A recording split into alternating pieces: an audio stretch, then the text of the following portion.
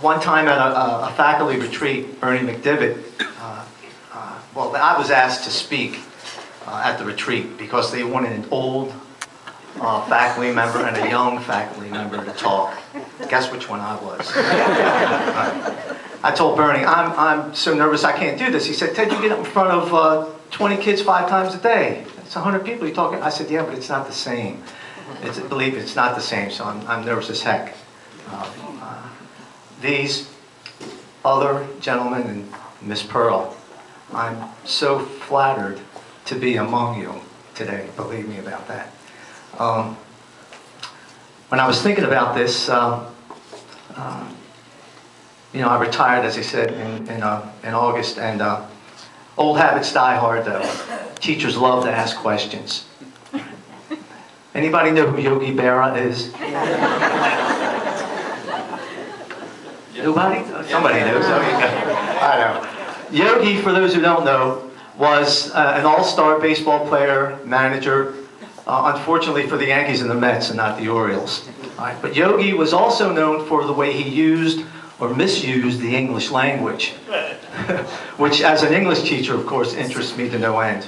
Yogi had a way of saying things that you understood, but you did not understand them at the same time. My favorite Yogiism is one time Yogi said, make sure you go to other people's funerals, otherwise they won't go to yours. Another time, when his wife told Yogi she wanted to go to dinner at the specific restaurant, Yogi said, oh, no, we can't go there. People don't go there anymore. It's too crowded. At one award ceremony such as this, Yogi once stood up and said, I'd like to thank everybody who made this evening necessary. I'm still thinking about that. But I'd like to take a page from Yogi's book and to thank people. I need to do that. First of all, Father Bolger. What a terrific Mass and homily. And I really enjoyed the guitar solo. It was beautiful, really. Thank you very much.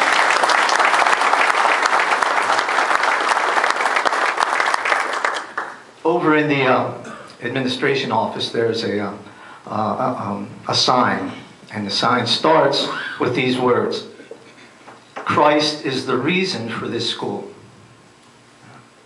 Brother James, always the teacher, would always remind us that we are part of something bigger than ourselves, greater than ourselves. And he also reminded us, speaking about himself as well, that we are all useful, but none of us is necessary. That was Brother's way of teaching us that first quality of the Xaverian brothers, humility. He was a great man. I miss him a lot. I want to thank my wife, Pat, for 44 years. If it wasn't for her, I'd never been able to spend so much time here at the Mount. All right? Or the 40 years at Camp St. Joe. With her patience and love and understanding, I was able to do this. Hopefully she still has more of that patience left, though, now that I've been retired. My parents, 62 years ago, made a decision that shaped the rest of my life.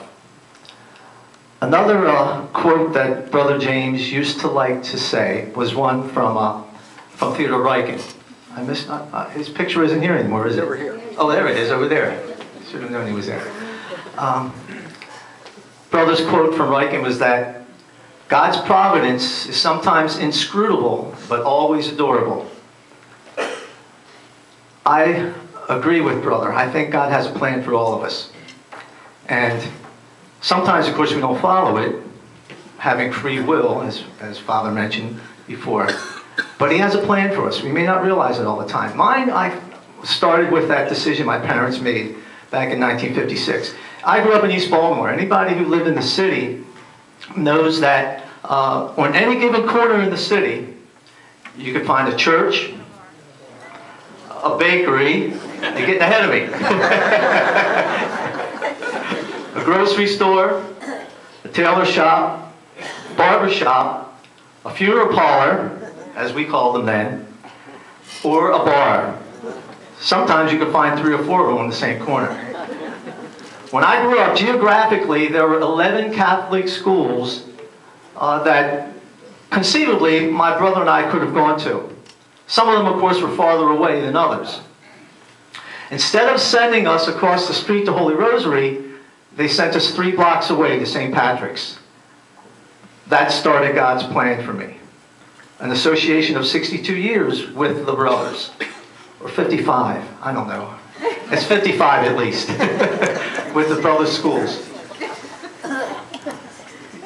First grade was Sister Clotilda. She was 4'6", about 100 years old. 2 qualities I know that some of my recent students apply to me. Second grade was Sister Richard Marie. She was 6'4", could knock out a horse with 1 punch. I could not resist the cinematic allusion to Blazing Saddles. Anybody knows Mongo? Then the third grade was Brother Sebastian. Brother Sebastian was the first Severian brother that I met. Brother's vocation came a little bit later in life. Most of the brothers entered the order right out of high school. Brother was in the Army, all right? And you could tell it.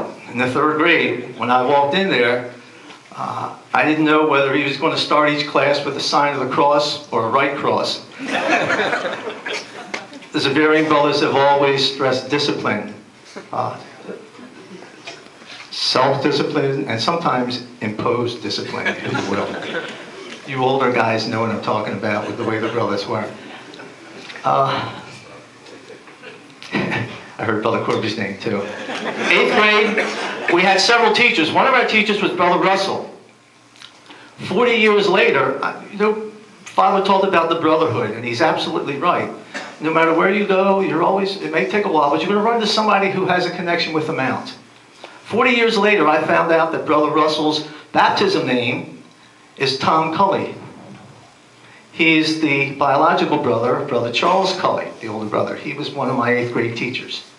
Again, my association with the brothers continues. It's like a spider web. One part touches the other, no matter where you go.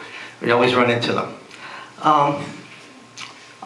From St. Patrick's, after 6 years with the brothers, I had to go to Mount St. Joseph. There was no other choice, and it was a choice of my own, believe me. When I first started teaching, wouldn't you know it, one of the brothers who was on the faculty with me was Brother Sebastian, that old Army sergeant who scared the bejesus out of me when I was in the 3rd grade. Brother Sebastian was the kindest, the gentlest, most pious man I've ever known. I didn't know that. He was a teacher when he was in the classroom, and I was the student, and that's the way it was. Later on, I found out what kind of man he really was. There were 6 lay teachers when I came to the Mount in September of 1959. Among them, the dean of the lay teachers, and perhaps arguably the dean of the faculty, was John Plaviak. John Plaviak was like a father to me, a second father, I should say, and also to many other Mount men. He just was the exemplification of a Christian gentleman to me. He, Brother James, and my father are a triumvirate for me. They are a triumvirate of the way I would like to live my life as a Christian. I'm so glad to have them in my life. And again, it was that decision way back in 1956 that brought me to this. Today, of course, the Mount has changed. Father talked about change also. Now there's one Severian brother. But I believe, I know, that the Severian spirit and philosophy is still here. All right? The faculty, the administration, the staff, this is a Severian Brothers school. The brothers had the wisdom to see this years ago when they knew that their numbers were dwindling. And so they assured that who they are is still here. George Andrews, I've known since he was a social studies, or was it history at that time? I don't know whatever word was in vogue at the time. George is an alumnus of a Xaverian school, St. Mary's Riken in Southern Maryland. I know how much he loves the Mount and the Xaverian brothers. I witnessed that personally when he gave the eulogy at Brother John DeVoe's funeral. It's been 8 years ago already, George, 8 years. Dave Norton, he's a lifer, all right? Dave was ran cross country for me. He's now the principal of the school. No one does more for the school than Dave. All right, he's done everything from cleaning up in the gym after dances and after picnics at Camp St. Joseph. That's another story in itself. He and his wife Annie even named their son Joseph. All right. I'm sure that Dave, when he retires, is going to have in more years than I put in at the Mount. Rob Peace and Brian Murphy, 2 University of Notre Dame grads, and I know that they have the same affection for our Irish Gael, Joe Gale, as they do for the Fighting Irish. This school is in good hands. The faculty, the administration, the ladies, the staff as well. All right.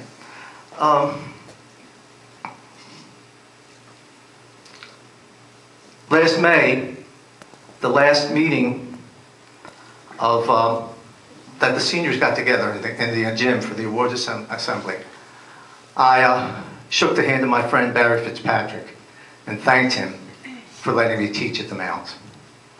I'd like to also thank those who were on the committee who organized this affair. I know James and I know Luke and Jess and Emily. I'm lucky I remember my own name at this point. Thank you. Another connection. James's uncle, John Poisel, is a classmate and teammate of mine from Mount St. Joe, and I'm looking forward to seeing him this year at our Golden Gale reunion.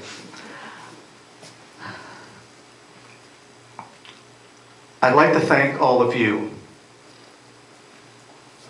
Those of you who care about and love the Mount. You see, to me, this award is a symbol. It represents to me all of us who love and care for the Mount.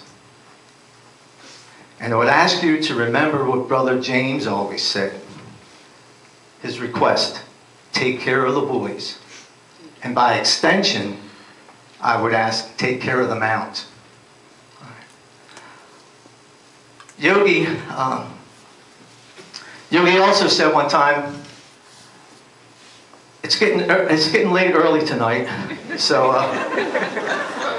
I got to get out of here. Well, I got to get out of here. And God bless us all. Thank you.